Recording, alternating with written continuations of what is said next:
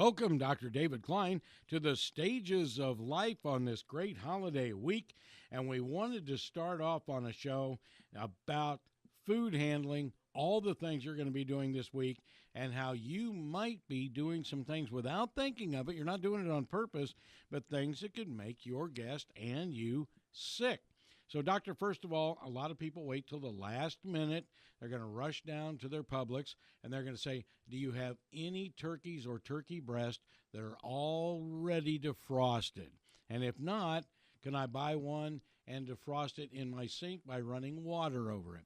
So when they're going through the store, what are some of the things that they're making a mistake on just in putting stuff in the grocery cart? Well, for starters, when you're in large crowds, especially those during flu season, it's just as likely as not that you're going to pick up something nasty by the little old person sitting behind you coughing, the sneezing little brat in the cart that was there beforehand, and the fact that you picked the cart up anyway after 30,000 people have handled it and you did not use one of those ubiquitous wipes to wipe down the cart yourself. You can't rely on other people to do it.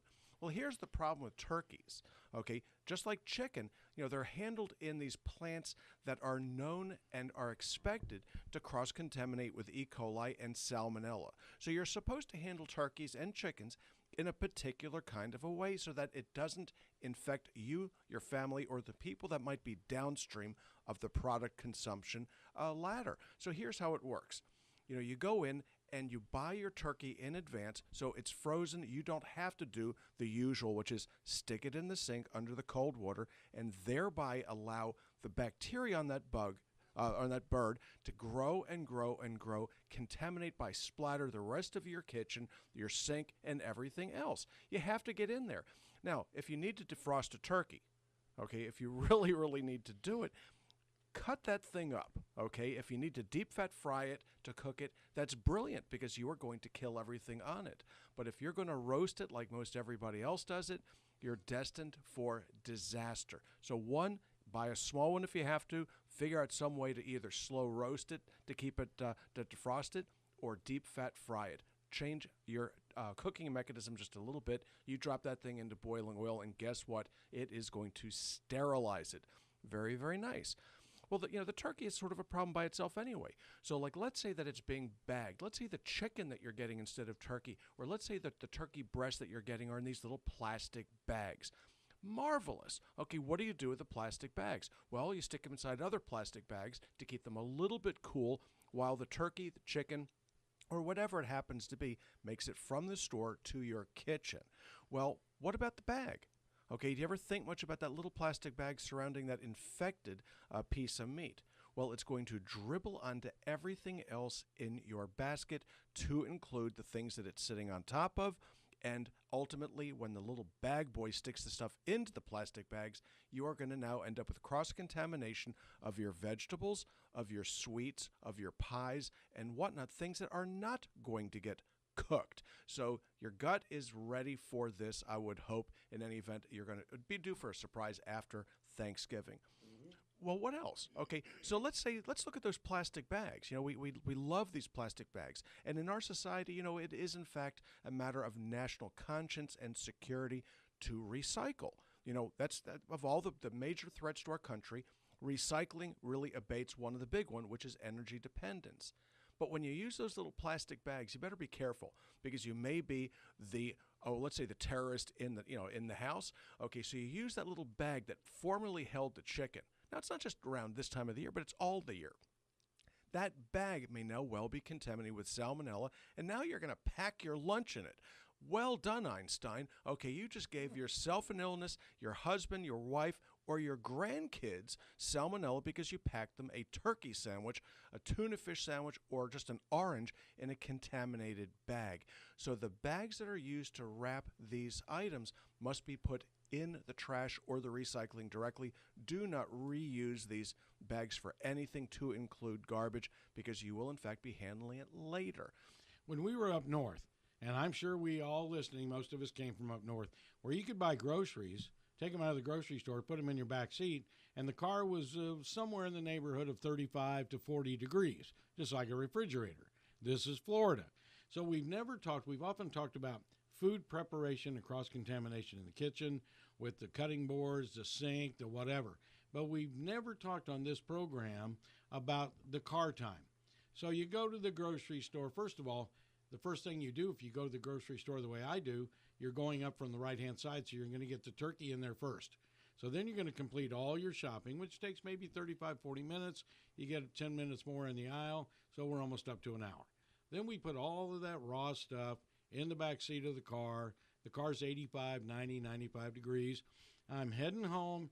I get a call from one of my friends. Newt, come by. Let's have a quick celebratory shake hand, a little hug, a little beer, and then you just go home. Maybe. The food's still in the food is still in the car.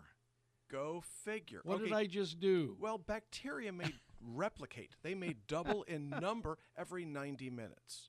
So let's think this one through. Could be faster depending on the bacterium. All right. So if you've got something that's going to double in 90 minutes, okay, and you're out for 3 to 4 hours, let's do the arithmetic. You now have 10 to 20 times as many bacteria on this piece of food, before you've had a chance to do anything with it. So right out of the store, okay, you're looking at a disaster.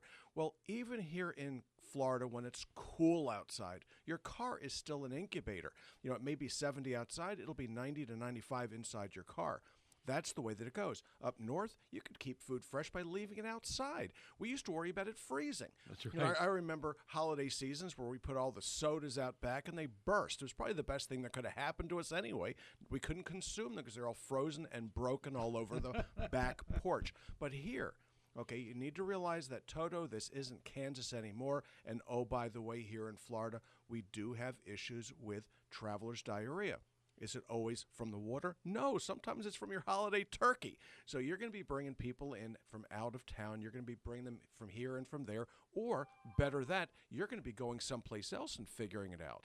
So my advice to you is not to leave things in the car where they'll get hot. Okay. Now, let's talk about food preparation. We're preparing the food. What are some of the things that we've got cooked that we can just leave simmer on the stovetop? Okay. Now, one of the best things that you can do and safest things is to use one of those slow cookers. Now, why is this? Okay, because you're keeping it above the temperature with which bacteria can and will survive. So let's say that you've got sweet potatoes. Let's say that you've got there could be any kind of vegetables that you want. You leave them on a heater. A slow cooker works just fine. Okay, if you're going to cook something, it must be kept hot. Now, when I was with the Air Force, we were supposed to go around as flight surgeons to check the food halls, the mess halls, call them what you want. And we had to go with thermometers in hand and check the temperature of all the food. It couldn't get above a certain temperature, but it could never get below a certain one, or else we would be poisoning our own troops. Well, of all the things that the military does, okay, this seems to be about the most intelligent. All right. Now, let's take a look, too, Doctor, at once we've served the stuff, we've listened to this show before, and we're getting all of the food off the table in time, so we're not letting it sit on the table for an hour or two. But what kind of storage are we putting it into? What is safe before we put it in their fridge? Well, what you're supposed to do is that even as the food is hot, it gets wrapped and put straight in the refrigerator. It's not allowed to cool off at room temperature before it does. The trick here is to cool the food very, very rapidly. If you're going to freeze something, it goes straight into the freezer, not into a basin on the sink to cool down to room temperature because you think you're going to save your electric bill. It does not work that way. Not at all. So the length of time that it takes for the food to cool is very, very critical. With regards to the food on the table, the same thing is true.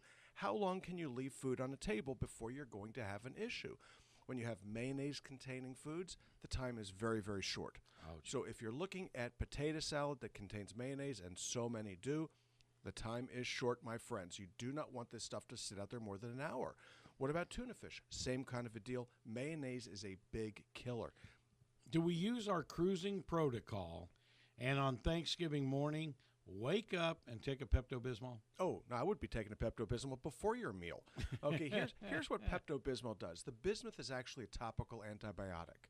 And that's a brilliant recommendation, Rob, for your listeners. And what I have people do on cruises, as you know, when you go on vacation, as I know, what you do is you take a Pepto-Bismol before your meals, and you take a Pepto-Bismol after. What this will do is protect you from the E. coli, protect you from the salmonella and a bunch of other bugs. Bismuth is a topical antibiotic. The stuff is marvelous. It does turn your poop a little bit dark, looks a little bit peculiar. Suck it up. Nobody's really watching anyway. But here's the deal. Use your common sense, and by all means, do not be lazy with your hygiene. Wash your hands before you handle the food. Wash your hands after the food. That's to protect you. Clean all your surfaces. Do not use the knives on the beef or the turkey or whatever, and then use them to cut your vegetables. That's just about a guarantee to make everybody ill. All right, very good. And tomorrow, folks, we're going to have the doctor talk to us about skyrocketing medical costs. Whoa, what happened to the Affordable Care Act? And you on Medicare, you're really getting sticker shock. Robin, how do we get to the stages of life? Give us a call at 407-679-3337 or visit us on the web at stagesoflife.net. We are located in Longwood at 1917 Booth Circle. That's right off of I-4 and 434. Our office hours are Monday through Thursday, 8 to 5. The health store is open during our office hours. And we are also on Facebook at Stages of Life Medical Institute.